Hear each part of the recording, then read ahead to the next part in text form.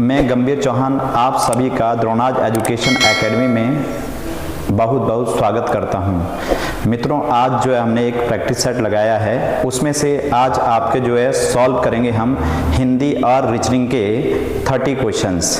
तो मित्रों आगे जो है हम शुरू करते हैं। आज की जो सीरीज है हिंदी और रीजनिंग की जो सीरीज है 30 क्वेश्चंस की, उसको आज हम सॉल्व करेंगे।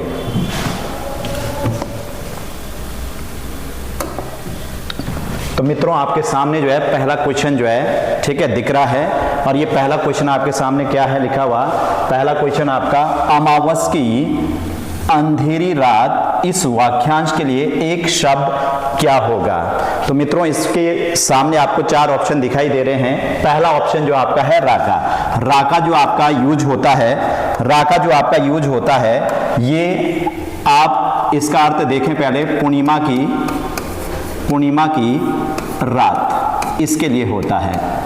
अब इसके बाद मित्रों दूसरा ऑप्शन है निशित। निशित का मतलब है अर्धरात्रि, अर्धरात्रि।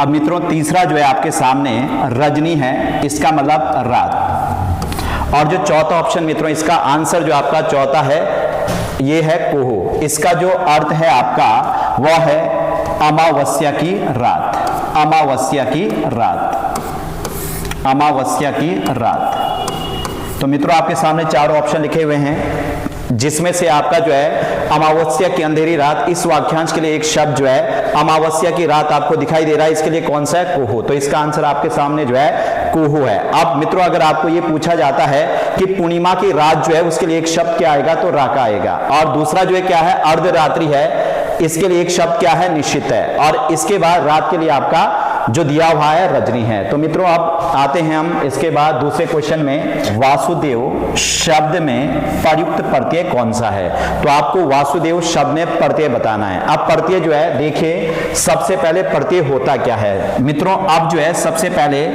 आप एक चीज हमेशा ध्यान रखना, आपने कोई शब्द लिखा है ना, तो किसी भी शब्द के जो शुरुआत में जुड़ता है, शुरू में, उसको बोलते हैं हम उपसर्ग। क्या बोलते हैं, उपसर्ग। अर्थात हम बोल सकते हैं कि उपसर्ग हमेशा जो है किसी शब्द के शुरुआत में जुड़ता है, और जबकि आपका शब्द के अंत में जो है क्या जोड़ेंगे हम, प्रत्यय। तो आप हमेशा क्या रखेंगे ध्यान, ठीक है, किसी शब्द के जो है शुरुआत में जुड़ता है उसको उपसर्ग कहते हैं, और जो अंत में जुड़ता है उसको हम प्रत्यय कहते हैं। अब प्रत्यय होता क्या है, तो मैंने एक चीज यहां पर बता दी, ये शब्द के अंत में जुड़ते हैं। पहली बात आप ये ध्यान रखना, शब्द के अंत में जो है ये जुड़ेंगे। अब दूसरा जो इसके बाद जो हम बात कर रहे हैं, इसका दूसरी एक विशेषता है कि भाई जो प्रत्यय होते हैं इनका अपना कोई अर्थ नहीं होता, इनका जो है अपना कोई अर्थ नहीं होता, अपना कोई अर्थ नहीं होता, कोई अर्थ नहीं होता। अब देखो इसमें नेक्स्ट इसके बाद जो है मित्रों आप देखो प्रत्यय जो है, अब प्रत्यय के प्रकार पूछे जाते हैं। हिंदी में आता है कि प्रत्यय कितने प्रकार के होते हैं, तो आप इसका आंसर क्या बताएंगे, 2। अब कौन कौन से होते हैं, तो देखिए आप यहां पर एक तो होता आपका कृत प्रत्यय, और इसके बाद जो है जो दूसरा आता है वह है तदित प्रत्यय। कौन सा होता है, तदित प्रत्यय। तो अगर आपको हिंदी में पूछा जाए कि हिंदी में प्रत्ययों की संख्या कितनी है, तो आप कितनी बताओगे, 2। और अगर आपको आता है कि भाई 2 कौन कौन से होते हैं, तो एक कृत प्रत्यय हैं और एक तदित प्रत्यय हैं। अब देखो मित्रों आगे जो है इसमें देखिए, अब कृत प्रत्यय जो है, कृत प्रत्यय जो है क्या होते हैं, हम अभी जो हमने बात की थी कि जो शब्द के अंत में जुड़ते हैं उसको हम क्या कहते हैं, प्रत्यय कहते हैं। अब ये 2 टाइप है, कृत प्रत्यय क्या होते हैं। अब देखो कृत प्रत्यय क्या है, कृत प्रत्यय जो है आप ध्यान रखना, ये हमेशा धातु, जहां धातु जो है आपका यूज होगा, धातु, या आप इसको जो है क्रिया भी बोल सकते हैं। क्या बोल सकते हैं, क्रिया, ठीक है। धातु या क्रिया के साथ ये जुड़ते हैं, के साथ जुड़ते हैं। किसके साथ जुड़ते हैं, धातु या क्रिया के साथ ये जुड़ते हैं। हम बोल सकते हैं अब धातु क्या है मित्रों, अब धातु क्या है, जो संस्कृत होती है, ठीक है, अर्थात जिसको हम मूल भाषा कहते हैं, उसकी जो धातु होती है, संस्कृत की धातुएं हैं, ठीक है, उनके साथ अगर हम, ठीक है, उनके साथ जो हमारे शब्द जुड़ते हैं अंत में, उसी को हम कृत प्रत्यय कहते हैं। अर्थात ठीक है, हम ये भी बोल सकते हैं जो हिंदी में जो क्रियाएं होती है वह संस्कृत के धातुओं से ही इसमें जो है निर्मित होती है। अब देखो इसके बाद तदित प्रत्यय। तदित प्रत्यय जो है किसके साथ जुड़ते हैं, हमेशा ध्यान रखना, एक तो संज्ञा, एक आपका जो है सर्वनाम और एक आपका जो है विशेषण, एक इसमें जो है विशेषण है। ठीक है, अब देखो इसमें जो है एक और भी जो है अवयवी होता है, लेकिन ये तीन चीजें आप हमेशा ध्यान रखना, संज्ञा, सर्वनाम और विशेषण के साथ आपके तदित प्रत्यय जुड़ते हैं, और जो धातु या क्रिया के साथ आपके हमेशा क्या जुड़ते हैं, कृत प्रत्यय हैं। तो मित्रों आपके सामने जो मैंने प्रत्यय की जो है, ठीक है, पूरी जो है सारी जो है इसका जो है डीएनए कर दिया है कि भाई प्रत्यय क्या होता है, शब्द के अंत में जुड़ते हैं, इनका अपना कोई अर्थ नहीं होता है। प्रत्यय कितने प्रकार के होते हैं, दो प्रकार के होते हैं। कौन कौन से होते हैं, कृत प्रत्यय और दूसरा कौन सा, तदित प्रत्यय। अब इसके बाद जो हम देख रहे हैं कृत प्रत्यय किसके साथ जुड़ते हैं, धातु, अर्थात संस्कृत की जो धातु हैं, जैसे लड़ धातु है, इसमें अगर हम ना प्रत्यय जोड़ दें तो लड़ना बनेगा। और जैसे आपका जो एक इसका एग्जांपल तदित प्रत्यय का, ये जरूर आप लोग लिखें, मैंने अच्छा बोला, अच्छा बोला, तो ये आपका जो है विशेषण है, गुणवाचक विशेषण। तो अगर इसमें हम जो है आई प्रत्यय जोड़ते हैं तो अच्छा ही बनेगा, अच्छा ही, आई आ रहा है ना, तो ये आपका तदित प्रत्यय का उदाहरण है। अर्थात हम बोल सकते हैं कृत प्रत्यय किस किस के साथ जुड़ते हैं, तो ये धातु या क्रिया के साथ जुड़ते हैं। अगर आपके सामने जो है तदित प्रत्यय पूछा जाता है तो ये संज्ञा, सर्वनाम और विशेषण के साथ जुड़ते हैं। तो मित्रों इसका आंसर जो आपका कौन सा है, ए है। कौन सा है, ए है। अब मित्रों आपके सामने जो है तीसरा क्वेश्चन आपके सामने लिखा हुआ है कि काम करते रहना, काम करते रहना ही जीवन है, आलस्य तो मृत्यु है। इस वाक्य के मध्य में प्रयुक्त विराम चिन्ह क्या, प्रयुक्त विराम चिन्ह है। अब मित्रों इसमें देखिए जो है सबसे पहले विराम का मीनिंग क्या होता है, रुकना होता है। अर्थात जब हम किसी वाक्य को बोलते हैं तो उसमें हमें जो है रुकना पड़ता है, कहीं बहुत कम समय के लिए, कहीं उससे थोड़ा ज्यादा, कहीं जो है सबसे ज्यादा जो है रुकना पड़ता है। अर्थात इसमें तीन चीजें आप ध्यान रखेंगे। सबसे पहले तो यहां पर अल्प विराम है, पहला ऑप्शन। अल्प विराम कौन सा होता है, जिसको हम कॉमाज बोलते हैं। अब इसके बाद योजक चिन्ह, योजक चिन्ह बीच में डैश होता है। अब इसके बाद जो है अर्ध विराम, अर्ध विराम जो है आपका कौन सा होता है, सेमी कॉलन होता है, जिसमें बिंदी भी लगती है। और उद्धरण चिन्ह जैसे डबल कोट दोनों साइड, ये आपका जो है उद्धरण चिन्ह होता है। तो चारों चिन्ह आपके सामने हैं, और इसमें से जो है देखो ये वाला जो चिन्ह है, ये आपको पूछा गया है कि भाई इसमें जो है प्रयुक्त विराम चिन्ह कौन सा है, तो आपके सामने इसका आंसर कौन सा, अर्ध विराम, अर्ध विराम। अब देखो एक पूर्ण विराम भी होता है, एक आप ध्यान रखना, पूर्ण विराम, पूर्ण विराम। सबसे ज्यादा समय तक अगर हमें रुकना है तो उसके लिए हम क्या लगाते हैं, पूर्ण विराम। इसका साइन ये होता है, डंडा होता है। अब देखो इसमें जो है अल्प विराम है, ठीक है, पूर्ण विराम है, सबसे ज्यादा समय तक आप रुकेंगे, और इसके बाद जो है उससे कम है तो अर्ध विराम आता है, और सबसे कम अल्प, अल्प का मतलब सबसे कम है, अल्प विराम है। तो यहां पर मित्रों आपके सामने जो है चार ऑप्शन है, कोई सा भी पूछती है कौन सा चिन्ह है तो आप बता सकते हैं अल्प विराम जो है ये होता है, और योजक चिन्ह आपका ये डैश होता है, अर्ध विराम आपका ये होता है, और उद्धरण चिन्ह आपका जो है डबल साइड होता है, ठीक है, ये डबल कोड होता है। तो मित्रों ये आपके सामने तीन क्वेश्चन हमने जो है, ठीक है, यहां पर बता दिए हैं। अब इसके बाद जो है मित्रों आप नेक्स्ट देखें, चौथा क्वेश्चन जो इसके बाद है, चौथा क्वेश्चन अब देखिए, शुनुक, शुनुक शब्द इनमें से किसका पर्यायवाची है, पर्यायवाची जो है सैम होता है। देखिए इसमें क्या है, सबसे पहला कबूतर है, फिर कौवा है, फिर इसके बाद कुत्ता है, फिर गीदड़ है। अब देखो इसमें से इसका कौन सा बनता है, तो इसका आंसर मित्रों जो है कौन सा, कुत्ता है। शुनुक का मीनिंग क्या है, कुत्ता है। अब जो कुत्ता है इसके जो अन्य जो पर्यायवाची होते हैं, एक तो इसमें कुकुर बोलते हैं, और एक इसका जो है क्या होता है, कुकर भी होता है, एक इसका जो है श्वान भी बोलते हैं। तो ये आपके जो है तीन मैंने और भी यहां पर लिख दिए हैं इसके पर्यायवाची, लेकिन इसका आंसर शुनुक का मीनिंग क्या है, कुत्ता है। अब मित्रों ये कबूतर है, ये कबूतर है आपका जो है, इसमें जो है एक पारावत है, इसका जो है पारावत, एक आपका जो है अकिंचन है, अकिंचन।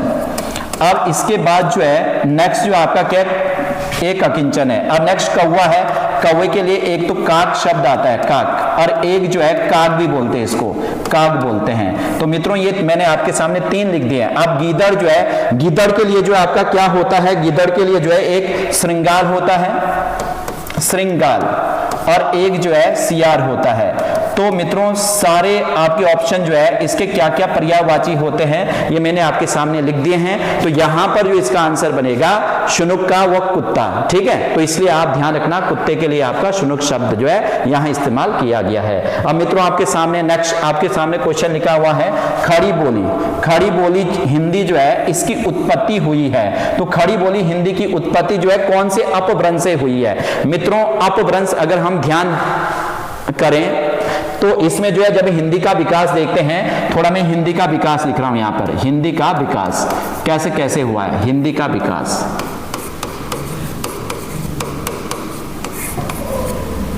हिंदी का विकास, अब देखिए जो है हिंदी का विकास जो है यहां पर हिंदी का जो विकास है आप देखिए सबसे पहले हमारे जो है संस्कृत है। सबसे जगत जननी भाषा कौन सी है? संस्कृत है, ठीक है। संस्कृत के दो रूप ऐसे आप पढ़ते हैं, वैदिक संस्कृत है, एक आपकी लौकिक संस्कृत है। वैदिक संस्कृत जो है उस टाइम जो है सबसे पहले वैदिक संस्कृति जिसमें आपके वेद पुराण वगैरह लिखे हैं उनकी जो भाषा रही उसको वैदिक संस्कृत कहते हैं। फिर लेकिन मित्रों वो उस समय जो है बोलचाल में आपकी जो है कौन सी थी जो आम जनता बोलती थी, वो लौकिक संस्कृत थी।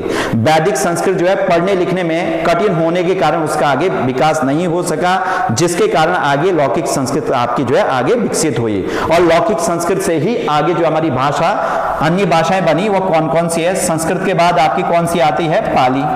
जब पाली भाषा थी तो उस समय यहां पर कौन सा धर्म चल रहा था? तो बौद्ध धर्म चल रहा था, अर्थात बौद्धों की भाषा रही पाली।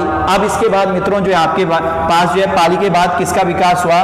पाली से प्राकृत। और जब प्राकृत का विकास हुआ तो उस समय जो यहां पर जैन धर्म अस्तित्व में आ चुका था और जैन धर्म की जो भाषा उस समय रही वो प्राकृत है, ठीक है। अब इसके बाद प्राकृत के बाद जो है अपभ्रंश, कौन सा है? अपभ्रंश। तो मित्रों ये अपभ्रंश जो जिसकी हम बात कर रहे हैं ये अपभ्रंश जो है प्राकृत से आपका जनरेट हुआ है। कहां से? अपभ्रंश। अब ये अपभ्रंश है, इसके बाद जो है अपभ्रंश के बाद जो आपका मित्रों क्या हुआ? इसके बाद जो आपका अवहट आया।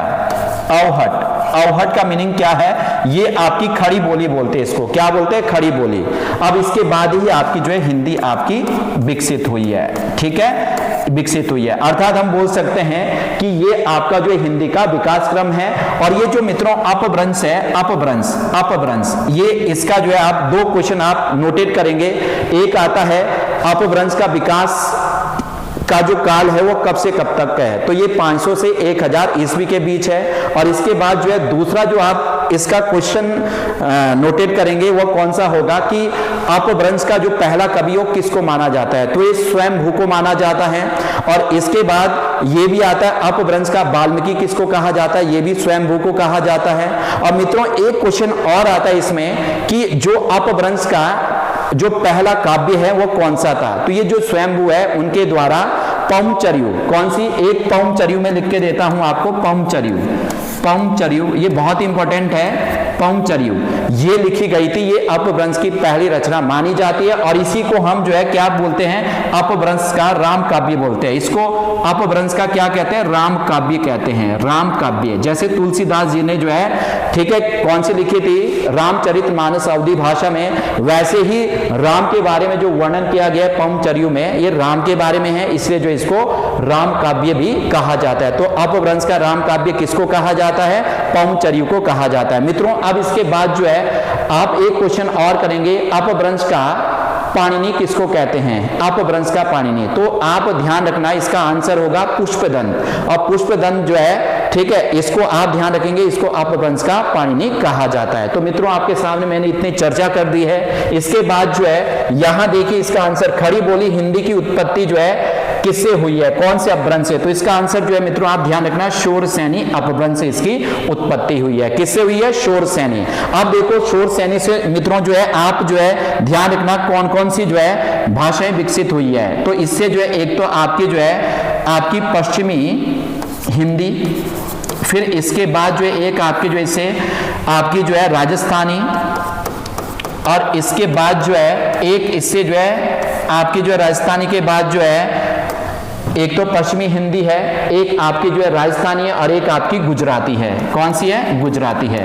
तो अगर आपके इसके भी क्वेश्चन बनते हैं कि अगर आपको आता है पश्चिमी हिंदी जो है किस अपभ्रंश से विकसित हुई है, तो मित्रों आप क्या बताएंगे इसमें? पश्चिमी हिंदी जो है शोरसेनी अपभ्रंश से विकसित हुई है। अगर आपको आता है राजस्थानी हिंदी किससे है, तो शोरसेनी अपभ्रंश से। अगर आपको आता है गुजराती किससे विकसित हुई है, तो शोरसेनी अपभ्रंश से ये विकसित हुई है। मित्रों आप देखिए इसके बाद अगर हम पश्चिमी हिंदी की बात करेंगे तो इसके भी 5 इसमें जो है बोलियां आती है।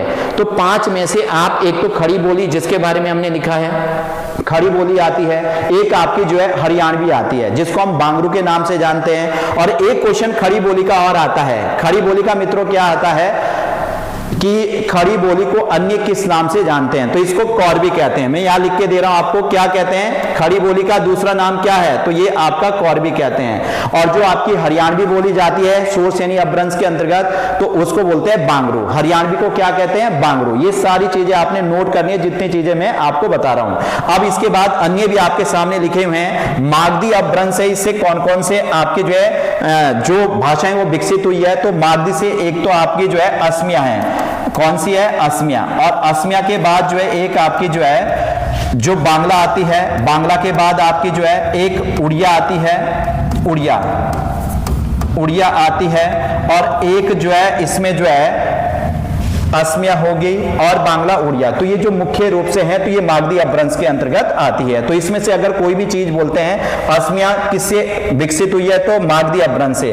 बांग्ला से आपकी कौन सी है? बांग्ला किससे हुई है? मागधी अपभ्रंश से। उड़िया किससे हुई है? ठीक है, ये भी आपकी मागधी अपभ्रंश से। अब आता है अर्ध मागधी अपभ्रंश। इससे जो है आपकी जो है आप ध्यान रखना, ये पूर्वी हिंदी का जो विकास है, पूर्वी हिंदी, इसका विकास किस अपभ्रंश से हुआ है, तो ये आप मित्रों क्या बताएंगे? अर्ध मागधी। अब आया पेशाची। पेशाची जो है, पेशाची जो है इससे जो है कौन सी आपकी जो है जो आपकी जैसे इनका जो विकास हुआ है वैसे जो इससे किसका विकास हुआ है, तो आप जो एक तो पंजाबी भाषा आप ध्यान रखना, पंजाबी भाषा का विकास किस अपभ्रंश से हुआ है, तो मित्रों आप इसका आंसर क्या बताएंगे? पेशाची। और एक आपकी लहंदा जो भाषा है इसका विकास भी किससे हुआ है, तो इसका विकास भी आपका किससे हुआ है? पेशाची अपभ्रंश से हुआ है।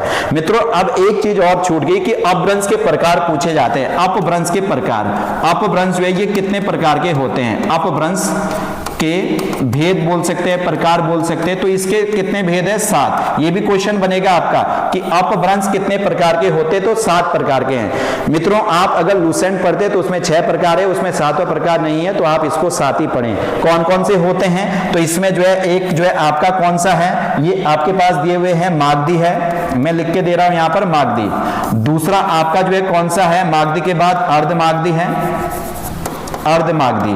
तीसरा जो इसके बाद कौन सा है, अर्धमागधी के बाद जो आता है ये शोरसेनी, शोरसेनी के बाद जो आपका कौन सा आता है, शोरसेनी के बाद पेशाची के बाद कौन सा आता है, पेशाची के बाद जो है आपका इसके बाद जो है एक महाराष्ट्री आता है, महाराष्ट्री, और महाराष्ट्री के बाद एक आपका जो है ब्राचड़ आता है, ब्राचड़।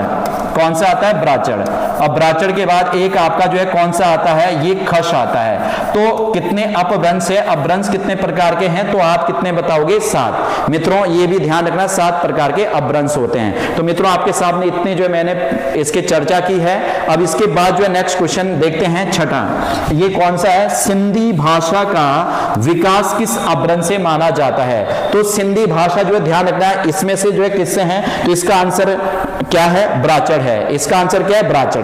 बाकी मैंने ऊपर लिखा है मागधी से कौन सी बनी है, ब्राचड़ से, अर्ध मागधी से कौन कौन सी है, पेशाची से कौन सी, ये सब लिखा हुआ है। तो मित्रों आप नेक्स्ट इसमें जाते हैं क्वेश्चंस में। इसके बाद आपका 7वां क्वेश्चन है, और 7वां क्वेश्चन कौन सा है देखिए जरा आपके सामने। संविधान के अनुच्छेद 351 में किस विषय का वर्णन है, किस विषय का वर्णन है? तो मित्रों इसके सामने जो आपके 4 ऑप्शन लिखे हुए हैं। सबसे पहला ऑप्शन है उच्चतम न्यायालय की भाषा, कौन से आर्टिकल में आती है, तो इसका आंसर आप 300, ठीक है, अनुच्छेद कौन सा आता है, 348 का फर्स्ट, इसका जो है क्या होगा, 348 का फर्स्ट। इसके बाद संघ की राजभाषा हिंदी और लिपि क्या होगी, देवनागरी। ये किस में आता है मित्रों, आप जो है इसका ध्यान रखेंगे, अनुच्छेद आपका जो है 343 का कौन सा है, फर्स्ट है। इसके बाद जो है नेक्स्ट हिंदी भाषा के विकास के से संबंधित निर्देश, ये किस आर्टिकल में आते हैं? तो ये आप ध्यान रखना, अनुच्छेद जो है कौन सा, इसके लिए जो ऊपर लिखा हुआ है 351। अब इसके बाद पत्राचार की भाषा,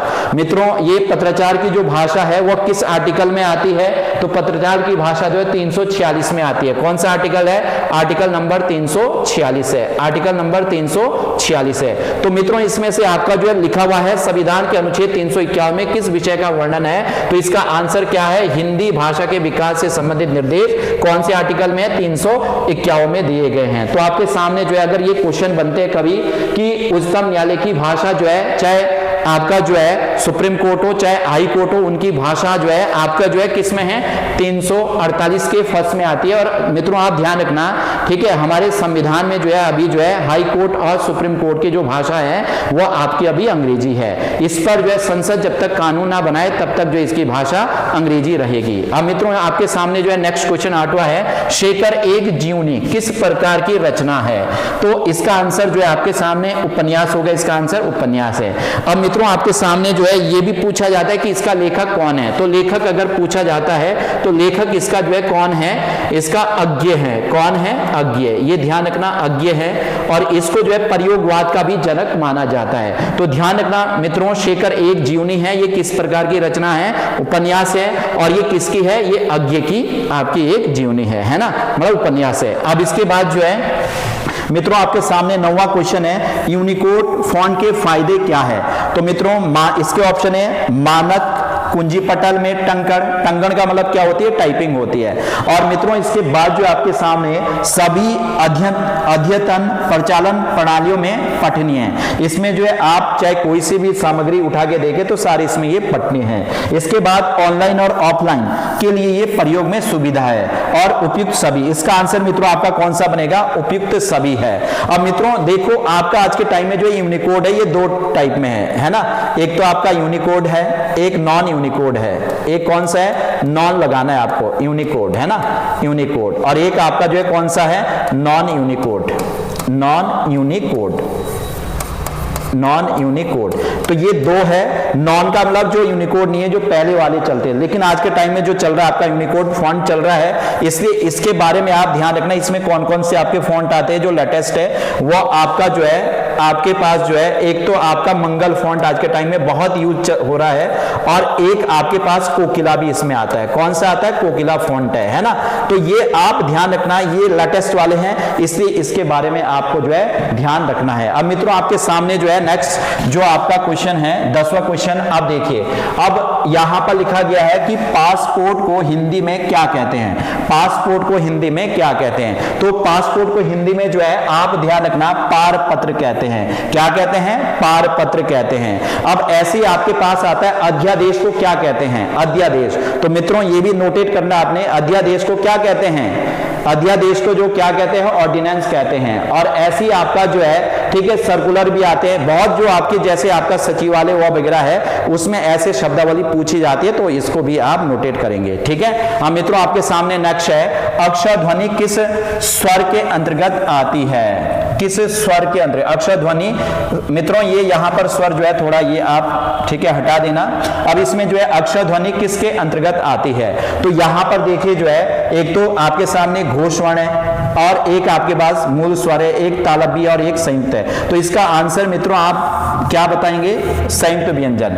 संयुक्त व्यंजन में आपका अक्षर आता है। अब ये आपका वर्णमाला जो है उसका जो चैप्टर पढ़ेंगे तो उसमें हम इसकी बहुत व्याख्या करेंगे, लेकिन व्याख्या जो है जब हम करेंगे वर्णमाला में वो बात की बात है, लेकिन यहां पर आपको मैं इसके बारे में जितनी चीजें आपको मैं बताऊंगा वो आप नोटेट करें। सबसे पहले तो आपका जो है अक्षर ध्वनि किस प्रकार के अंतर्गत आती है? संयुक्त व्यंजन इसका आंसर है। अब संयुक्त व्यंजन हिंदी में कितने हैं? तो इसमें जो है आप कितने बताएंगे? 4। मित्रों कितने हैं? 4। अब ये 4 कौन कौन से हैं? देखो आप, एक तो इसमें जो है अक्षर आता है और एक आप जो इसमें जो है क्या बताएंगे? त्र। एक इसमें क्या है? ज्ञ। और एक इसमें जो है क्या आता है? श्र। ये 4 आपके पास जो है। तो संयुक्त व्यंजनों की संख्या कितनी होती है हिंदी में? 4। अब मित्रों इसमें देखना जो है संयुक्त व्यंजन जो 4 है। अब इसमें एक क्वेश्चन आता है अक्षर जो है ये किसके योग से बना है? ऐसे ये भी आ सकता है त्र किससे योग से बना है? चारों में से कोई सा भी आ सकता है। तो ये आप देखिए जो है इसमें क्या है?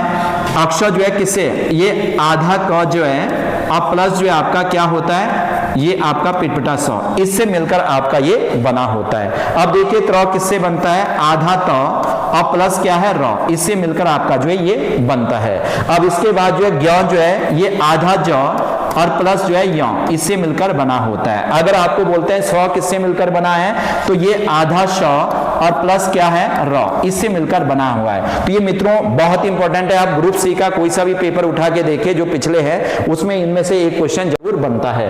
अब इसके बाद जो है मित्रों इसमें घोष वर्ण है ना, घोष, ये देखो आपके जो है क्या होते हैं संयुक्त व्यंजन, तो मैंने आपको बता दिया। एक स्पर्श व्यंजन है हिंदी में, जो आपका जो है स्पर्श व्यंजन इनकी संख्या 25 होती है, 25 होती है, जिनको हम क्या कहते हैं स्पर्श व्यंजन या वर्गीय व्यंजन भी कहते हैं। क्योंकि वर्गीय इसलिए कहते हैं उसमें 5 वर्ग होते हैं, क वर्ग, च वर्ग, ट वर्ग, त वर्ग, प वर्ग, और इन 5 वर्गों में आप ध्यान रखना, ठीक है, जो आपके क्या होता है, यहां मैं थोड़ा लिख के दे रहा हूं, ठीक है। स्पर्श व्यंजन जो है, स्पर्श व्यंजन क्या क्या है इसमें जो है, अब देखिए इसमें जो है यहां पर आप देखेंगे ये क है, ये ख है, ये ग है, ये घ है और ये ग है, ग है।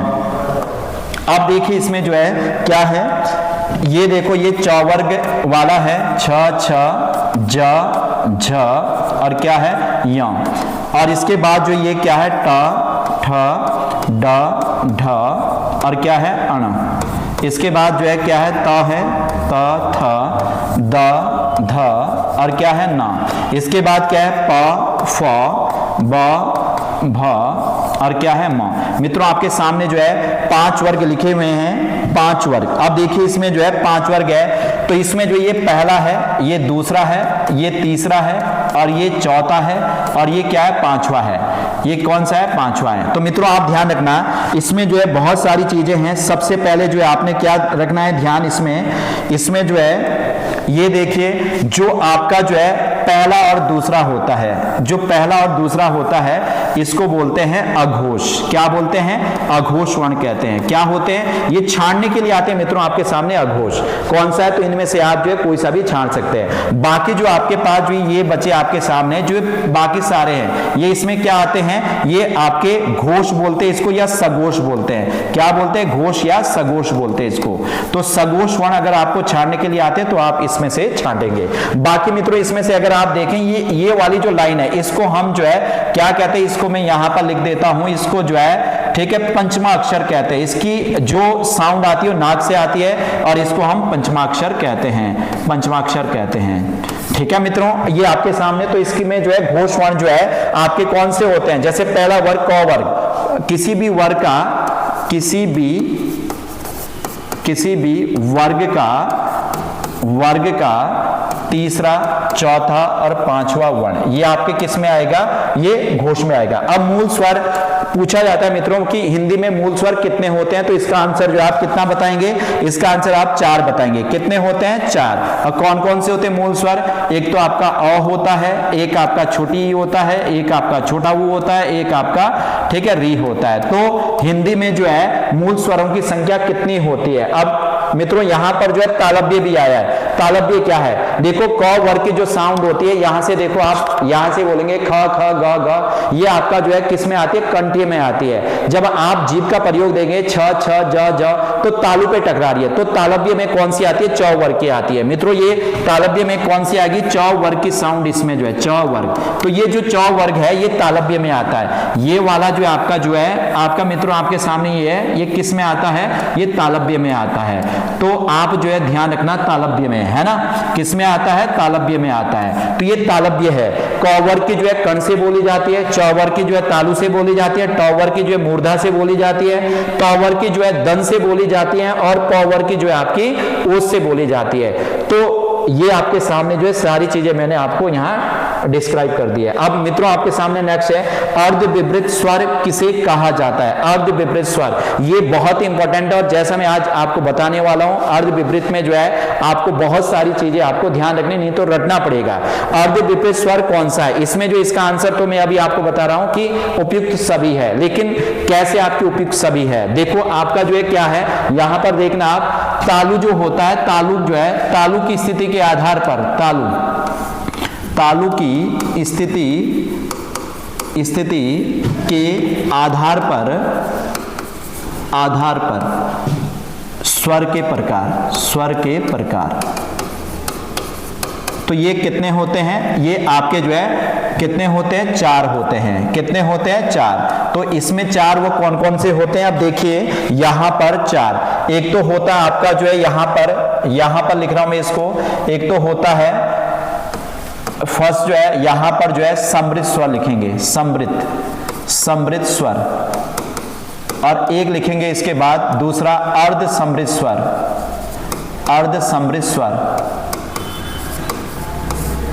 और इसके बाद जो है थर्ड लिखेंगे हम विपरीत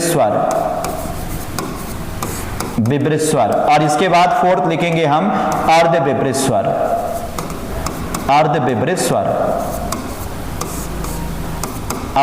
स्वर।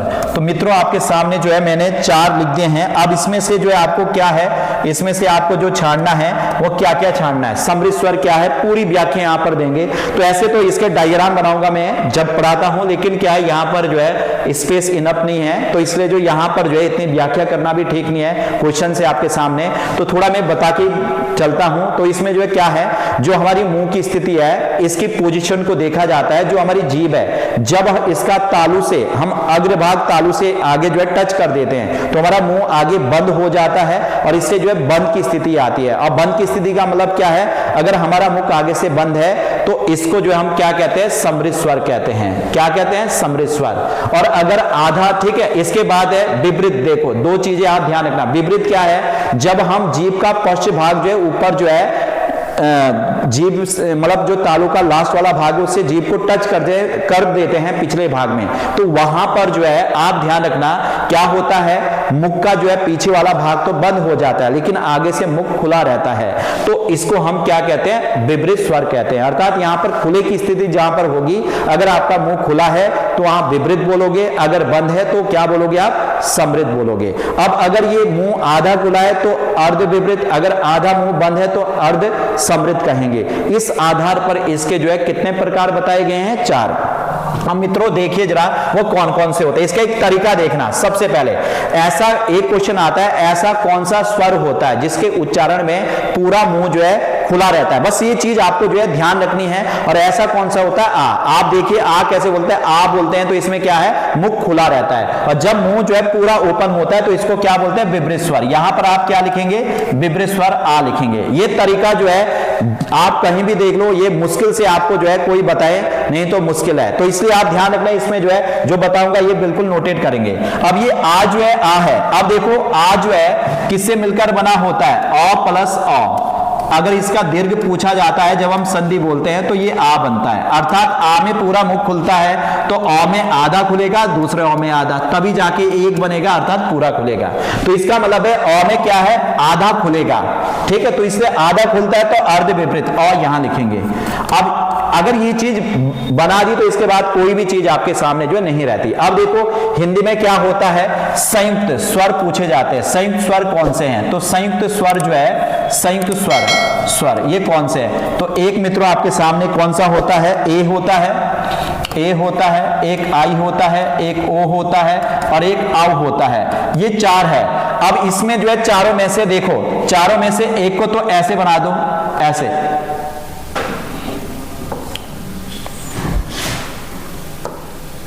देखिए जरा, अब देखिए इसमें जो है, देखिए इसमें एक तो ऊपर ऐसे बना दो, ऐसे, ये ऊपर लिखना है, इसको हम नीचे को, इसको ऊपर को और इसको नीचे को। देखो यहां पर देखो, सबसे पहले ये आपको ये ध्यान रखना, आ जो है ये पकड़ के रखना है। अब इससे ऊपर जो है क्या लिखेंगे, ए ऊपर को लगा रखा है, इसके ऊपर यहां पर जो है, यहां पर इसके बारे में लिखवा रहा हूं, यहां पर क्या आएगा, ए।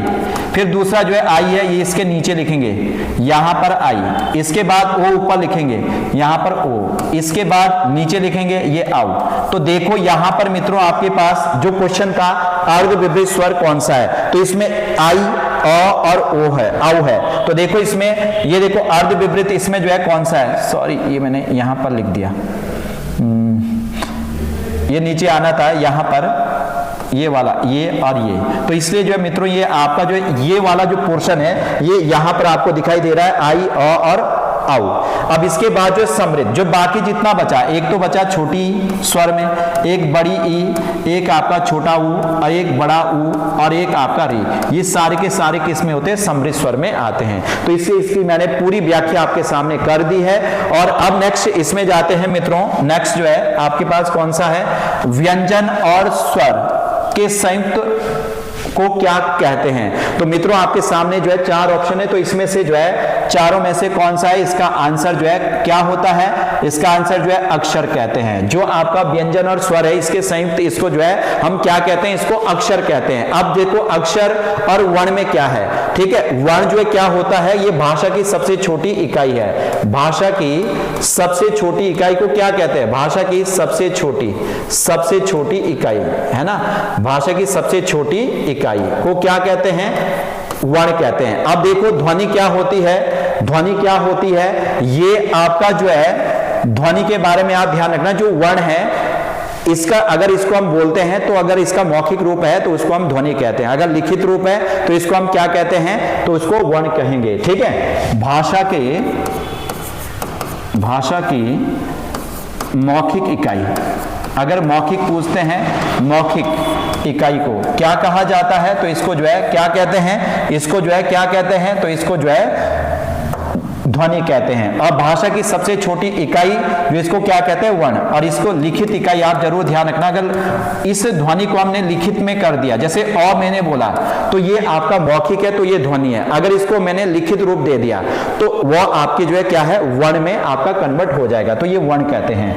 अब बाकी जो वाक्य आपको पता है, जो आपका जो है भाषा के 3 अंग है, भाषा के कितने अंग है, 3 अंग है, भाषा के अंग कितने अंग है, 3। तो 3 अंग कौन कौन से हैं, तो एक तो आपके पास जो है क्या है, एक वर्ण होता है, एक आपके पास दूसरा जो है, एक इससे वर्ण से मिलकर आपका शब्द बनता है, शब्द से मिलकर वाक्य बनता है। तो ये आप ध्यान रखना, तो वर्णों के योग से आपका क्या बनता है, शब्द बनता है, और शब्द के योग से क्या बनता है, वाक्य बनता है। आपके सामने ये क्वेश्चन आता है कि भाषा के कितने अंग होते हैं, तो आप कितने बताओगे, 3। कौन कौन से, वर्ण, शब्द और वाक्य। वर्ण का निर्माण किससे होता है, ध्वनि से, अर्थात जो भाषा है इसके अगर मौखिक इकाई है तो इसको ध्वनि कहते हैं। जब इस ध्वनि को हम लिखित रूप प्रदान कर देते हैं तो इसको हम क्या कहते हैं, वर्ण कहते हैं। और इस वर्णों के योग से आपका किसका निर्माण होता है, शब्द का निर्माण, और शब्द से आपका क्या बनता है, वाक्य बनता है। अब इसके बाद जो है मित्रों आप जो है ध्यान रखना, अक्षर, अक्षर क्या होता है, देखो अगर हम जो है ये लिख रहे हैं, अ लिख रहे हैं, ये क हलंत वाला आधा, इसे अ हट चुका है, ये आपके जो है क्या है, ये क्या है, अक्षर होते हैं। सॉरी थोड़ा गलत लिख दिया, ये मिस्टेक इसमें जो है, थोड़ा आप थोड़ा ध्यान से इसको देखिए। अब अक्षर और इसमें जो है वर्ण में क्या अंतर होता है इसको देखिए, थोड़ा ये बताना था आपको। अब देखो इसमें जो है अक्षर क्या होता है, सबसे पहले जो वर्ण है, वर्ण मैं ऐसे लिख देता हूं, यहां पर वर्ण है, इससे जो है मिलकर जो है आपका जो है अक्षर है, अक्षर बनता है, ठीक है, और अक्षर से ही आपका जो है क्या है, फिर शब्द बनता है। तो देखो इसमें वर्ण क्या होता है, वर्ण आपका ये होता है कि भाई अगर मैं बोलूं अ और ये आपका जैसे क है, और ये हलंत वाले ये ख है, अगर हलंत वाले ये वास्तविक व्यंजन है, ये आपके जो है क्या है, वर्ण है। वर्ण के आप खंड नहीं कर सकते, इसलिए आप जो है ध्यान रखना ये वाले आएंगे। लेकिन अगर अक्षर है, ठीक है, अक्षर क्या होते हैं, तो अक्षर जो आपका क्या होता है, जैसे हम क पूरा लिखते हैं, हलंत नहीं, इसके बाद ख लिखते हैं, क्योंकि इसमें देखो अगर इसको लिखेंगे क, अ की साउंड हटा दो तो ऐसे बनेगा। तो इसको अगर हम अक्षर को तोड़ते हैं तो इसको हम तोड़ भी सकते हैं, लेकिन वर्ण को हम जो है क्या है, तोड़ नहीं सकते हैं। इसलिए आप दोनों में डिफरेंस आप ध्यान रखना कि भाई अक्षर और वर्ण में क्या होता है, तो वर्णों से मिलकर आपका अक्षर बन सकता है, लेकिन अक्षर से वर्ण नहीं बन सकता है। अब मित्रों आपके सामने नेक्स्ट 14वां क्वेश्चन है, अनभिक्षा। अनभिक्षा का संधि विच्छेद क्या है। अब अनभिक्षा जो है, आप देखिए जरा, ये देखिए आप पहला ऑप्शन देखिए, अनु प्लस विक्षा, इच्छा है, ये देखिए आप यहां पर।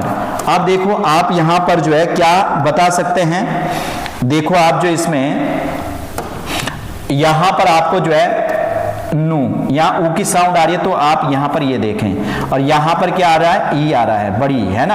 अब देखो आपके पास एक यण संधि, इसमें कौन सी संधि है, यण संधि है। कौन सी संधि है, यण संधि है मित्रों। तो इसमें देखिए यण संधि में क्या होता है, यदि आपका छोटी ई और बड़ी ई के बाद कोई भी स्वर आता है तो आपके पास जो है, ये ध्यान रखना, छोटी ई और बड़ी ई, इसके बाद जो है कोई भी स्वर आता है, कोई भी स्वर आता है तो उसका जो है क्या हो जाता है, तो उसका जो है, इसका जो है क्या हो जाता है, य हो जाता है। क्या हो जाता है, य। और अगर आपका छोटा ऊ या बड़ा ऊ आए तो इसके बाद कोई भी स्वर आए तो उसका जो है व हो जाता है। तो मित्रों अब देखो ये छोटा ऊ आ रहा है ना, इससे व तो बनना ही बनना है, इससे क्या है, व तो बनना ही बनना है, लेकिन इसमें बड़ी की मात्रा ये आपको लगानी पड़ती है, ठीक है। तो ये क्या बन गया, वी। अब देखो मित्रों इसमें कैसे बना, अब देखो अ, और इसमें क्या है, नौ तई से ऊ आपने स्वर हटा दिया, जैसे यहां देखो क तई इसमें स्वर ये हटा दिया स्वर, तो आपका ये आधा रह जाता है। तो ऐसे ही ये आपका नौ जो है आपका ये अभी आधा रह गया है ना, ठीक है। अब इसके बाद जो है, इसके बाद जो हमने हटाया और ये बड़ी ई है, इसने वी बनाया, ये इसके बाद जोड़ देते हैं, और इसके बाद जो है पीछे जो जैसा है वैसे ही लिखते हैं। तो ये क्या बन गया, अनभिक्षा। तो देखो इसमें जो है अनभिक्षा का संधि विच्छेद जो है पहला ही आ रहा है। कौन सा आ रहा है, पहला ही। तो मित्रों इसका आंसर जो है क्या है, पहला ही है। तो इसमें कौन सी संधि है, तो ये आपकी यण संधि है। संधि के बारे में मैं आपको जो है ट्रिक्स भी बताऊंगा, और बाकी जो है इसके लिए बहुत सारे प्रोसेस है, तो कैसे सॉल्व कर सकते हैं वो भी हम आगे जो है नेक्स्ट में बताएंगे। अब देखो मित्रों आपके सामने नेक्स्ट है, उज्ज्वल में प्रयुक्त संधि कौन सी है, उज्ज्वल। सबसे पहले मित्रों ये उज्ज्वल जो है बहुत बार एग्जाम में पूछा गया है, ये वर्तनी में भी आता है आपका शुद्धिकरण में, तो इसलिए आप इसको जो है ध्यान से देखें। तो देखो इसमें जो है उज्ज्वल, ये उज्ज्वल लिखते हैं, उज्ज्वल।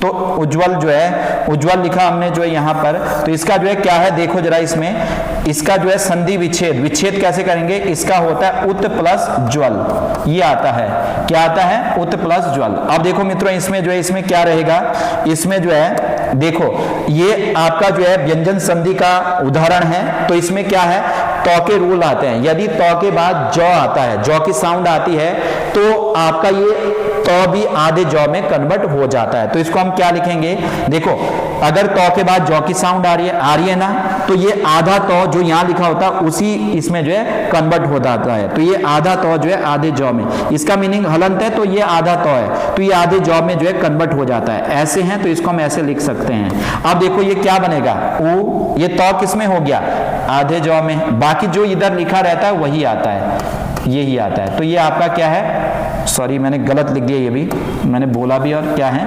अब देखिए इसमें जो है क्या होगा, इसमें जो है क्या होगा, वो और ये आधा जौ हो गया, बाकी ये जैसे है वैसे ही आपको लिखना है। तो ये आपका क्या बन गया, उज्ज्वल। तो इसमें कौन सी संधि है मित्रों, व्यंजन। अब देखिए इसके बाद जो है नेक्स्ट आप देखिए, नेक्स्ट कौन सा है, 16वां, तिरंगा शब्द में समास कौन सा है। अब देखो तीन तिरंगा, देखो तिरंगा है ना, तिरंगा है। अब जब हम समास की बात करते हैं मित्रों, तो तिरंगे में कौन सा समास बनता है, तो इसका जो मीनिंग निकलता है, ठीक है। तो इसमें क्या है, समास विग्रह, विग्रह करते हैं तो इसका जो है क्या आएगा, तीन रंगों का समूह, तीन रंगों का समूह, रंगों का समूह। और जहां पर आपका जो है तीन रंगों का समूह, तीन का मतलब ये क्या, संख्यावाचक है, संख्यावाचक। और इसके बाद जो है ये आपका जो है संज्ञा है, रंग का नाम है ना, तो ये संज्ञा है। तो आपका जो है क्या है, इसका आंसर द्विगु समास क्या कहता है, यदि आपका पहला जो है, आपका जो है दो पद होते हैं, पहला पद और दूसरा पद, पहला पद संख्यावाचक हो और दूसरा पद संज्ञा हो, और क्या है, समूह का बोध करा रहा है, तो उसमें जो है आपका कौन सा होता है, द्विगु समास आता है। तो इसका आंसर कौन सा है, द्विगु है। अर्थात हम बोल सकते हैं जैसे आपका जो है क्या है, नवरात्रि है, 9 रातों का समूह, समूह में अगर आता है, ठीक है, तो वहां पर आपका जो है कौन सा बनता है, द्विगु समास बनता है। बाकी जो आपके सामने और भी समास है, इसको भी हम, ठीक है, नेक्स्ट इसमें जो है बताएंगे।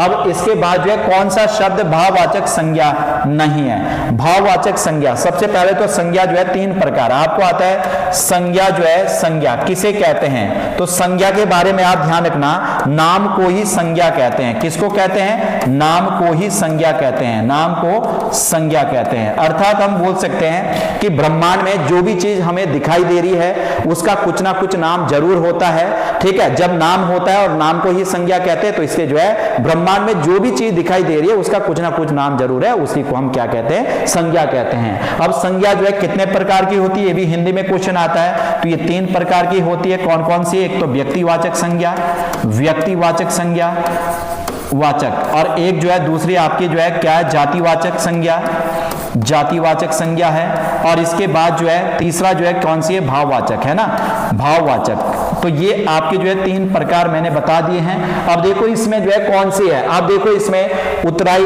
मिठाई, चतुराई, लड़ाई, इसमें जो है इसमें आपके जो है भाव आ रहे हैं। ये कौन सी है, भाववाचक है। ये कौन सी है, भाववाचक है, ठीक है। जैसे हमारे दर्द हो रहा है, तो दर्द जो है हमें, ठीक है, दर्द हो रहा है, ठीक है, महसूस भी हम कर सकते हैं, लेकिन इसको हम दर्द कितना हो रहा है ऐसे हम देख नहीं सकते हैं, ठीक है। तो इसलिए जो इसमें भाववाचक है, लेकिन क्या इसमें ये पूछा है, नहीं है। तो इसमें उतराई तो हम पहनते हैं ना, तो इसमें भाव तो नहीं है, तो इसलिए आपका आंसर जो इसका कौन सा है, ये उतराई है।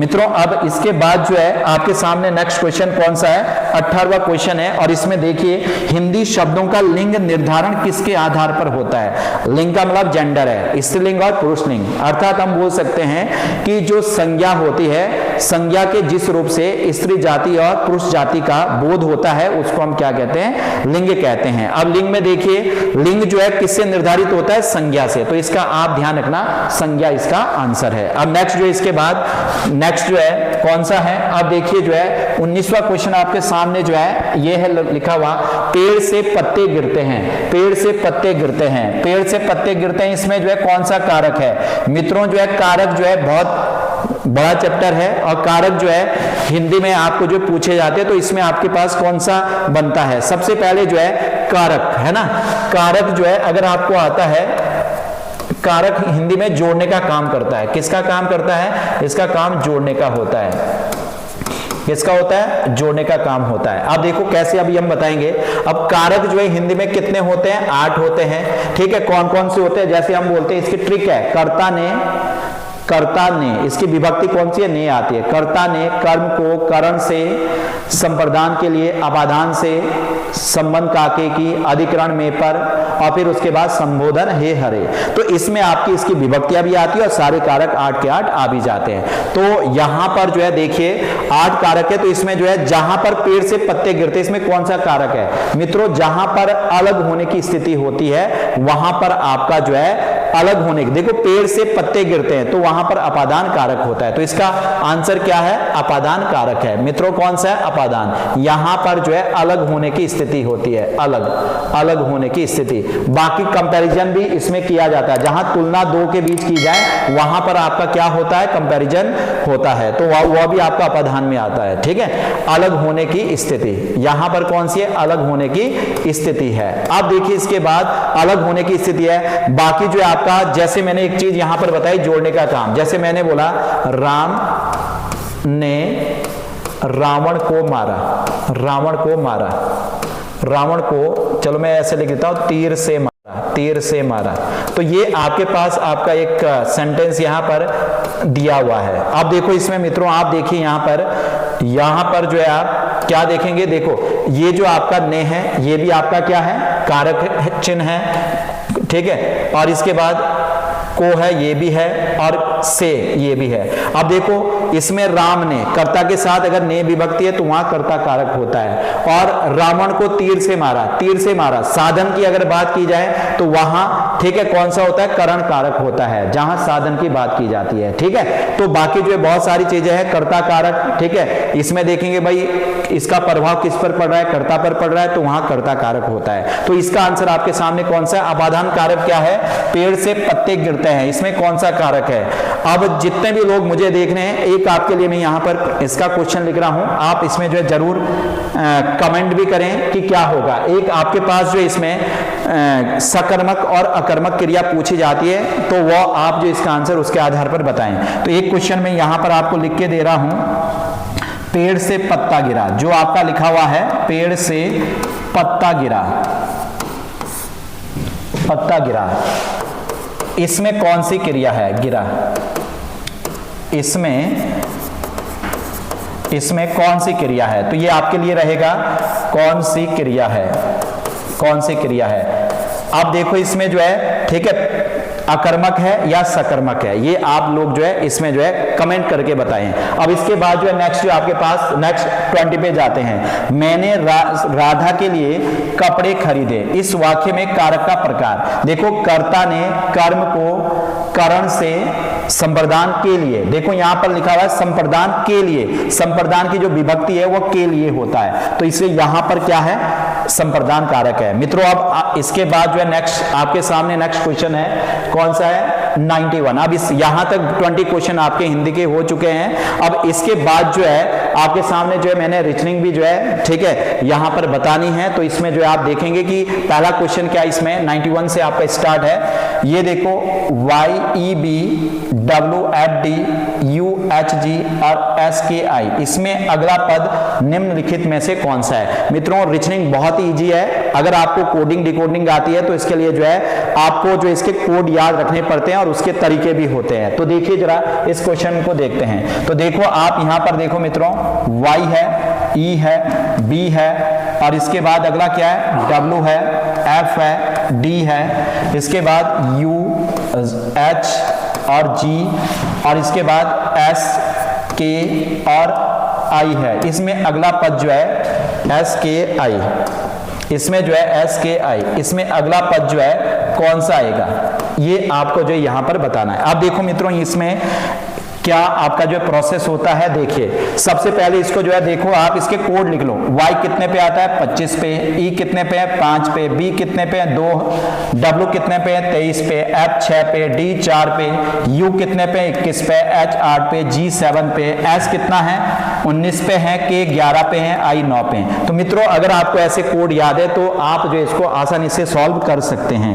अब देखिए इसमें जो है, इसमें देखो पहले हुआ देखो, यहां देखो 25 में से 2 माइनस करो तो 23, 23 में से 2 माइनस करो 21, 21 में से 2 माइनस करो 19 और 19 में से अब जब 2 माइनस करेंगे तो कितना रहेगा, 19 में से 2 17 और 17 पे क्या आता है, Q। देखो पहले वाले ऑप्शन में Q, ये तो बाहर हो गया, ये तो नहीं है, अब तीनों में से Q आ रहा है।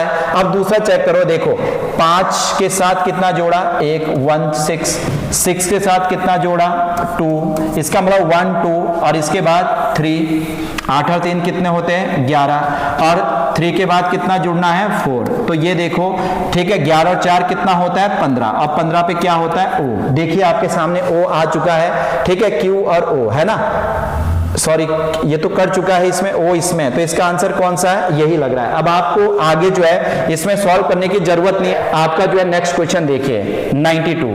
अब निम्नलिखित कथनों पर विचार कीजिए। अब देखिए इसमें आपके सामने लिखा हुआ, ये कैसे आपके पास है, देखिए सबसे पहले जो है इसमें लिखा गया है F D के पश्चिम में 1 किलोमीटर है और B E के पूर्व में 1 किलोमीटर पर है। तो इसको पढ़ते समय आप ध्यान रखना, यहां से आपका शुरू होगा। देखो B जो है E के पूर्व में है, अब यहां पर जो है E जो है यहां पर लिख दो, E का पूर्व कौन सा है, B जो है E के पूर्व में कितना है, पूर्व में 1 किलोमीटर, ये देखो 1 किलोमीटर है। अब इसके बाद जो आगे देखो A जो है E के उत्तर में 2 किलोमीटर है, E का उत्तर में जो है कितना है, 2 किलोमीटर है, 2 किलोमीटर। ये क्या है, ये है आपका जो है, ठीक है, A। अब इसके बाद जो है C A के पूर्व में 1 किलोमीटर है, C जो है A का पूर्व, A का पूर्व इधर को है पूरब और क्या है, 1 किलोमीटर है। अब मित्रों इसके बाद जो है ये बोल रहा है D A के दक्षिण में 1 किलोमीटर पर है, D जो है A के दक्षिण में। देखो आप यहां देखिए, यहां पर इसको जो है आप देखो जो है A जो है यहां पर है, A जो यहां पर है और यहां से ये बोला है A के दक्षिण में वापस नीचे को जो यहां पर 1 किलोमीटर, तो यहां पर है। अब यहां पर D की पोजीशन है। अब बोल रहा है जो पहला हुआ था कि F D के पश्चिम में, D यहां पर है और इसका पश्चिम इधर को है 1 किलोमीटर, ठीक है। तो यहां पर क्या आ गया, यहां पर जो है आपका F आ गया। अब ये बोल रहा है लास्ट में कि कौन से 3 गांव एक पंक्ति में है। तो देखो ए डी ई ये तीनों आपके जो है एक पंक्ति में आ रहे हैं, इसलिए इसका आंसर जो है कौन सा है, ये पहला ऑप्शन बनेगा। ठीक है, अब मित्रों देखो इसके बाद आगे जो है कौन सा है, निम्नलिखित में से कौन सा सही है। देखो इसमें मित्रों इसको दो स्टेप में आप ऐसे लिखे 6, 4, 9 और 15। एक तो ये आपको सॉल्व यहां पर करना है सॉल्व, और एक यहां पर लिख देता हूं मैं सॉल्व करके इसको 6, 4, 9 और 15। अब देखो इसमें जो है आप कैसे करेंगे इसको, देखो इसमें सबसे पहले वाले जो है चिन्ह लगा लें। इसमें जो है क्या है, पहला मल्टीप्लाई और इसके बाद इक्वल टू और इसके बाद माइनस है। अब यहां पर भी जो है दूसरा बी ऑप्शन चेक कर ले इसमें, ठीक है, कि इसमें मल्टीप्लाई है, इसमें क्या है माइनस है और इसमें इक्वल टू है। अब देखो इसमें सबसे पहले 6 4 जा कितना होता है, 6 चौको 24 और इसमें जो है 15 में से 9 गे 6, तो ये माइनस है। ये क्या बराबर आ रहे हैं, तो पहला ऑप्शन तो आपका क्या है, रॉन्ग है। पहला ऑप्शन क्या है, रॉन्ग है। अब दूसरे में देखो 6 4 जा 6 चौको 24 और माइनस 9 और इक्वल टू कितना है 15। अब देखो 24 में से 9 गए 15 और इधर भी आपका 15, अर्थात लेफ्ट और राइट दोनों बराबर है। तो इसका आंसर कौन सा है, इसका आंसर मित्रों कौन सा बनेगा, बी। दोनों लेफ्ट और राइट साइड आपकी बराबर आनी चाहिए, इससे आपको जो है ठीक है ढंग से जो है आपको ऐसे ही सॉल्व करना पड़ेगा, बाकी जो आपको चेक करने की जरूरत नहीं है। अब इसके बाद नेक्स्ट आपके सामने 94 है। एक कूट भाषा में लंदन को जो है क्या लिखा जाता है, 24, 30, 28, 8, 30, 28 लिखा गया। तो उसी कूट भाषा में जो है फ्रांस को क्या लिखा जाएगा। मित्रों ये कोडिंग का है और अलग अलग प्रकार से आपकी कोडिंग पूछी जाती है। देखिए जरा यहां पर सबसे पहले हमारे पास लंदन है, LONDON। अब देखिए जो है लंदन है, तो इसमें जो है लंदन जो है, लंदन के ऊपर आप कोड लिखें। देखो इसमें जो है यहाँ L कितने पे आता है, 12 पे, O कितने पे आता है, 15 पे, N कितने पे आता है, 14 पे, D कितने पे आता है, 4 पे, O कितने पे आ रहा है, 15 पे, N कितने पे आ रहा है, 14। अब इसका कोड दिया हुआ था इधर 24, 30, 28 और कितना है 8, 30 और 28, ये है मित्रों। अब देखो इसमें जो आपको जो निकालना था फ्रांस का कोड क्या होगा, FRANCE, फ्रांस का कोड क्या होगा। तो मित्रों इसमें देखिए जो है यहां पर जो है फ्रांस का कोड देखिए, ये 6 है, ये 18 पे होता है, 1 पे, 14 पे, 3 पे, 5 पे। अब देखो ये बात की बात है, आपको पहले ये देखिए कैसे बनाए। देखो 12 है यहां पर, इसमें 2 की मल्टीप्लाई 24 होता है, 15 में 2 की मल्टीप्लाई 30 होता है, अर्थात हम बोल सकते हैं इसमें हर जो आपका जो है LONDON है, इसमें सब में 2 की मल्टीप्लाई करी गई है। तो ऐसे ही नीचे में भी हम कितने की 2 की मल्टीप्लाई करेंगे। अब 2 की मल्टीप्लाई करके देखो 6 2 जा कितना होता है, 12 होता है। इसके बाद 18 दूना 36 है और 2 एकम 2 है, 14 दूना 28 है और इसके बाद जो है 3 दूना 6 है और 5 दूना 10 है और इसके बाद जो है 10।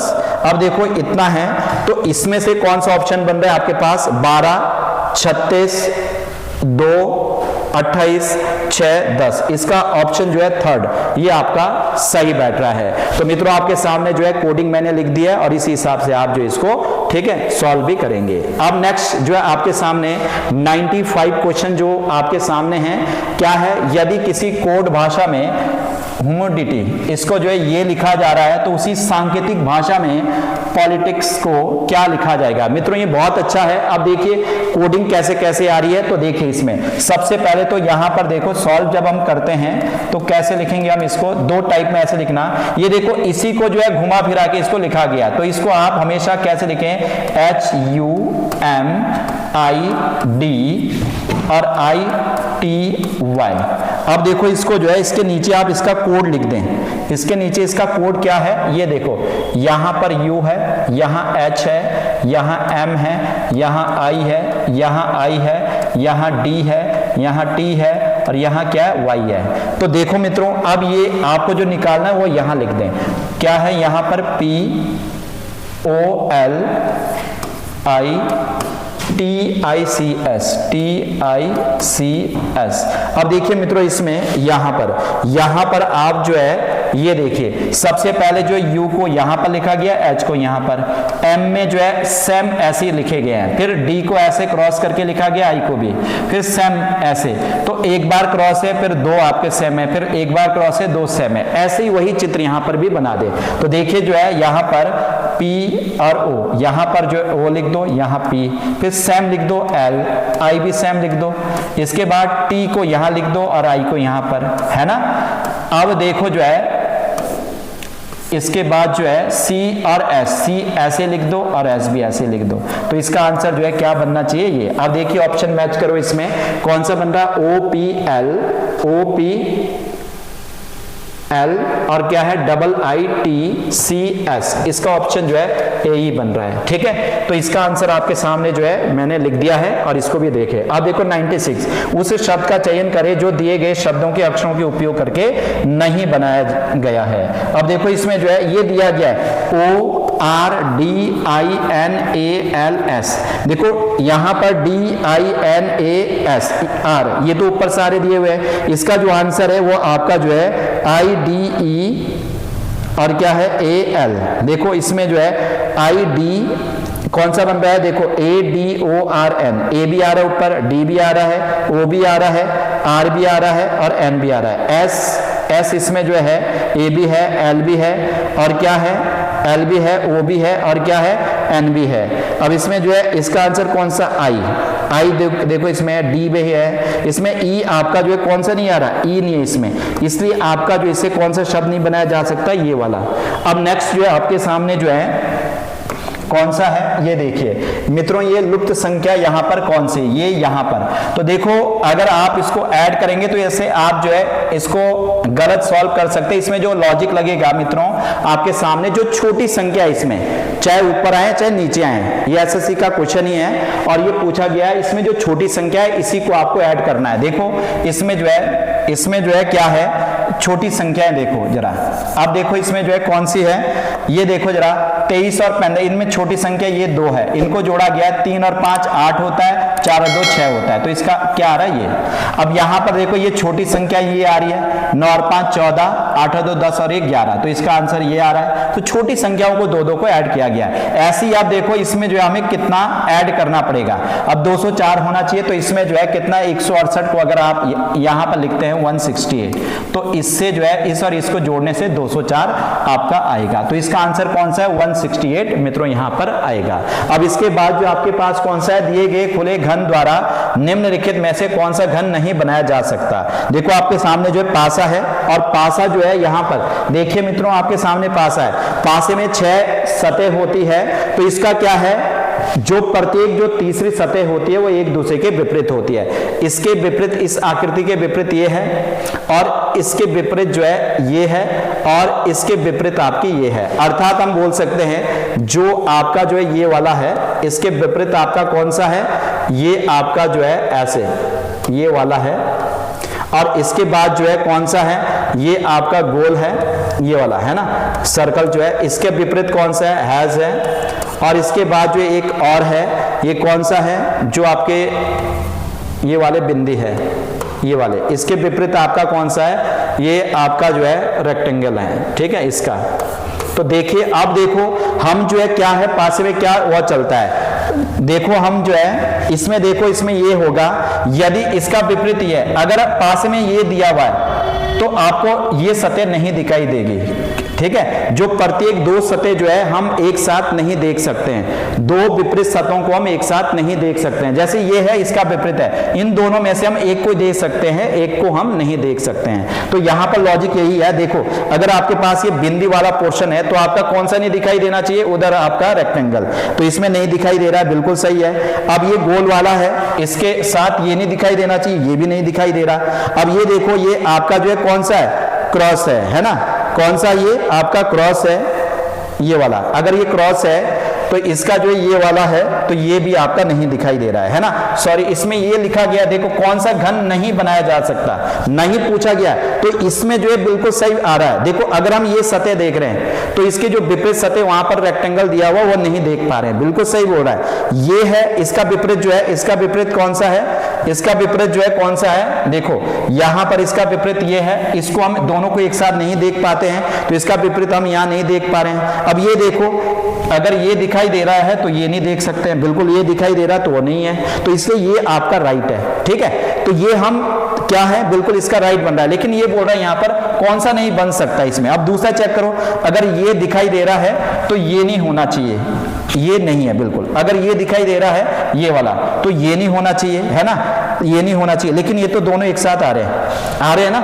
ये दोनों एक साथ आ रहे हैं ना। देखो अगर ये क्रॉस है और इसका ये है तो ये दोनों एक साथ आ रहे हैं, तो इसका आंसर जो है, इसका आंसर ये होगा, ये वाला इसका आंसर है। कौन सा नहीं बनाया जा सकता, क्योंकि हम ये बोल रहे हैं दो विपरीत सतहों को साथ नहीं देख सकते हैं, तो ये तो इसके विपरीत है और यहाँ दोनों दे रखे हैं, तो दो विपरीत सतहों को हम एक साथ नहीं देख सकते हैं। बाकी आप ये भी बन जाएगी आकृति, ये भी बन जाएगी आकृति। ठीक है, अब चाहे देख भी लो, अगर ये दिखाई दे रहा है, ये देखो तो ये नहीं होना चाहिए, है नहीं, ये दिखाई दे रहा है तो ये नहीं होना चाहिए, ये भी नहीं है, ये देखो हैज है तो ये नहीं दिखाई दे रहा है, तो ये बिल्कुल, ये सारे ये आपके बिल्कुल सही है, लेकिन जो आपका नहीं बन सकता वो कौन सा है, ये वाला है। हम मित्रों अब इसके बाद जो है नेक्स्ट आपके सामने कौन सा है, 99। सुनील केशव का पुत्र है। सुनील जो है देखो केशव का पुत्र है, ये केशव आपका यहां पर है। अब देखो केशव, एक जनरेशन पुत्र एक छोटा होता है, एक जनरेशन, तो इसका पुत्र क्या है, सुनील दिया गया है। सुनील जनरेशन अगर छोटी होगी तो उसको हम नीचे लिखेंगे, बड़ी होगी तो ऊपर को जाएंगे। अब देखो जो आपके जेंट्स होते हैं इसके लिए जो है प्लस लगाएं और लेडी होगी तो माइनस लगाएं। अब देखो इसके बाद पुत्र है, केशव की बहन सिमरन है। जो केशव है इसकी भाई बहन का रिश्ता बराबर का तो सीधा होगा, तो इसकी बहन कौन है, सिमरन। कौन है, सिमरन। अब सिमरन लड़की है तो इसलिए जो है माइनस है ना। अब इनकी जो है इसका एक पुत्र मारुति है और पुत्र सीता है, अर्थात पुत्र और पुत्री एक जनरेशन छोटे हैं, तो ये दोनों इसके जो है बच्चे इसके लेवल में आएंगे जनरेशन में। तो एक जो है आपका कौन है, पुत्री तो सीता है और क्या है, मारुति इसका जो है पुत्र है। अब देखो ये आपका माइनस और ये आपका क्या है, प्लस, ये इनकी माँ है। अब ये बोल रहा है इसमें जो है, यहां देखो कि प्रेम मारुति का मामा है। अब देखो मारुति यहां पर इसकी माँ कौन है, सिमरन, तो मामा कौन होगा, एक तो ये केशव की बहन है, ये भी इसका मामा है, लेकिन यहां लिख रखा है प्रेम इसका मामा है, तो जो इसकी माँ है, माँ का एक दूसरा भाई होगा, बराबर का रिश्ता है, तो ये क्या है, ये प्रेम है, यहां पर ये प्लस है, तो ये इसका क्या है, भाई है, और ठीक है ये माँ है और माँ का भाई क्या होता है, मामा, तो ये इसका मामा है। ठीक है, अब पूछा गया इसमें कि भाई सुनील का मारुति से क्या संबंध है, सुनील का मारुति से, सुनील क्या रखेगा मारुति का। आप देखो इसकी माँ है सिमरन और माँ का भाई क्या है, मामा, और मामा का बेटा क्या लगता है, ममेरा भाई, तो इसका रिश्ता इधर को क्या आएगा, ममेरा भाई। क्या आएगा, ममेरा भाई। क्या आएगा इसका, ममेरा भाई। इसका आंसर ममेरा भाई। ये पूछा गया है कि भाई ये इसका क्या लगेगा, तो मारुति जो है इसकी माँ सिमरन, सिमरन का जो भाई है वो मामा और मामा का बेटा ममेरा भाई होता है, तो इसका रिश्ता इधर को ममेरा भाई का है। लेकिन अगर इधर को पूछा जाता है मारुति इसका क्या लगेगा, तो ऐसे तो भांजा इनका, लेकिन क्या लगेगा, देखो सुनील के पिताजी केशव है और केशव की बहन क्या है, सिमरन, बुआ होगी, बुआ के बच्चे जो है क्या होते हैं, पुफेरा भाई और पुफेरी बहन, तो ये पुफेरा भाई का रिश्ता। ये इधर को इसके फूफा के बच्चे हैं और इधर को इसके मामा के बच्चे हैं, तो ये ममेरा भाई इसका लगेगा, इधर को पुफेरा भाई लगेगा। तो इधर से पूछा था सुनील क्या लगेगा, तो इसका जो है ममेरा भाई इसका क्या है, आंसर है। तो आपके सामने ये भी आपका चित्र बना दिया है। अब ये देखो ए बी का पिता है, सी बी की पुत्री है, डी बी का भाई है, ई ए का पुत्र है और सी और ई के बीच क्या संबंध है। तो देखो इसमें जो है ए बी का पिताजी है। अब देखिए जो है यहां पर ए जो है बी का पिताजी है, बी है, पिताजी एक जनरेशन बड़ी है तो ए है, ए जो है बी का पिताजी है, पिताजी है तो ये प्लस है, जेंट्स है। अब इसका भी हमें पता नहीं है प्लस माइनस इसकी, ठीक है, ये कौन है, इसका बेटा है या बेटी है। अब देखो इसके बाद सी बी की पुत्री है, बी की पुत्री कौन है, पुत्री एक जनरेशन छोटी है, कौन है, सी, ये पुत्री है, माइनस है, ये लिख देता हूं मैं, ठीक है। अब देखो जो है ये पिताजी, इसके ऊपर को है पिताजी। अब देखो इसके बाद डी बी का भाई है, डी जो है बी का भाई है, डी, ठीक है, बी का भाई कौन है, डी, ठीक है, ये भाई है तो प्लस है, अब ये इसका पता नहीं है अभी कि ये भाई इसके प्लस माइनस है, बहन भी हो सकती है और भाई भी हो सकता है। अब इसके बाद ई ए का पुत्र है, ई जो है ए का पुत्र है। अब ए का पुत्र जो है एक जनरेशन छोटा है, तो यहां पर ठीक है ए का पुत्र कौन है, ई, ये प्लस है, ये पुत्र है। अब C और E के बीच क्या संबंध है, C और E के बीच क्या संबंध बनता है। अब ऐसे तो नहीं है कि किधर से हैं, अब क्या बनता है देखिए जरा, इसको जो है आप ध्यान से देखें। अब सबसे पहले जो है देखो, ये इसके क्या है, ये इसका पुत्र है, ये इसके पिताजी है, तो ये इसका क्या है, बेटा भी हो सकता है और बेटी भी, है ना।